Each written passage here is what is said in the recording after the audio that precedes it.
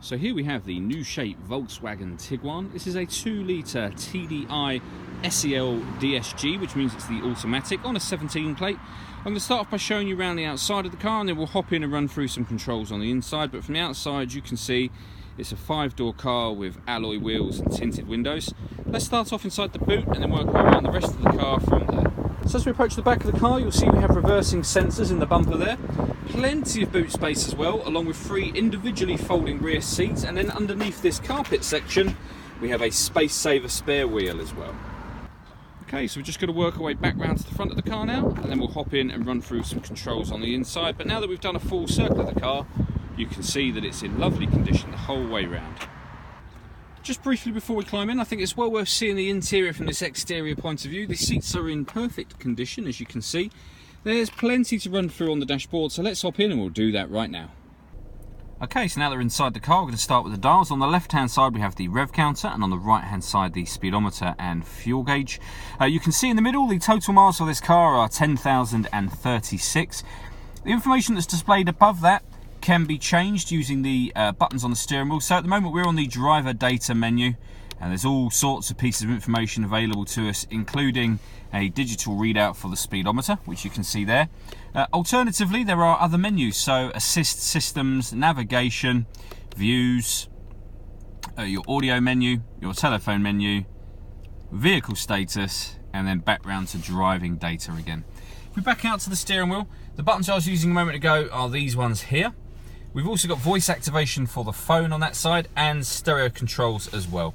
And then on the left hand side we have further stereo controls as well as cruise control. This button here, when you've got cruise control active, push that button and this car will safely maintain the distance between you and the car in front, slowing you down and speeding you up accordingly, back up to the original speed that you set the cruise control at. So really good system, and there's a video showing how that works on our Facebook page and on our website, which is well worth checking out.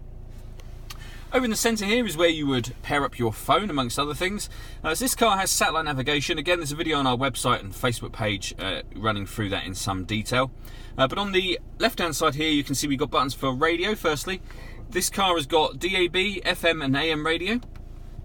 And then in terms of other ways of listening to music in this car, there are loads, as you can see there. So CD player, SD memory card slots. Once you pair up your phone, not only can you make or receive phone calls, but you can stream music wirelessly via Bluetooth audio as well. Working our way down from that, we've got the dual zone climate control, so you can adjust the temperature on either side of the car. Once you're happy with the temperature, the middle dial will do fan speed. That button will turn the air conditioning on or hit auto, and the car will maintain 19 degrees, which is the temperature you've asked for, by taking control of the fan speed itself. Either override it by readjusting the fan speed, or you can turn the air conditioning off should you wish to, and it will turn the climate control off. This car's also got heated driver and passenger seats, and the buttons along the top will determine where within the car the air will blow with the air conditioning turned on. Underneath that we've got a 12-volt charging socket, auxiliary input and USB input. We then have the fully automatic DSG gearbox with an electronic handbrake, auto hold function, and that button will turn off the traction control. On the left hand side of the gear lever we've got this button that will turn on the front parking sensors. Putting the car in reverse will always turn the rear ones on straight away, and that turns off the stop and start. So this car is designed to cut out in traffic when you're stationary to save you fuel. Hitting that button will turn that system off. And then finally we have the dial just here. So depending on the kind of driving that you're likely to be doing, so if it's snowing or icy, you can turn the dial to there. Normal conditions for off-road driving, and then off-road individual will allow you to customize settings yourself. All of these settings, as you turn the dial, are shown on the main screen,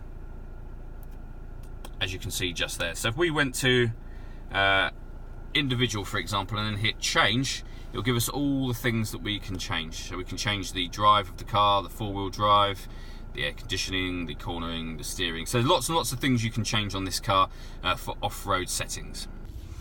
And the very last thing I wanted to run through on this car is the panoramic glass sunroof. So first of all, push a button up here and that will open the sun blind or visor.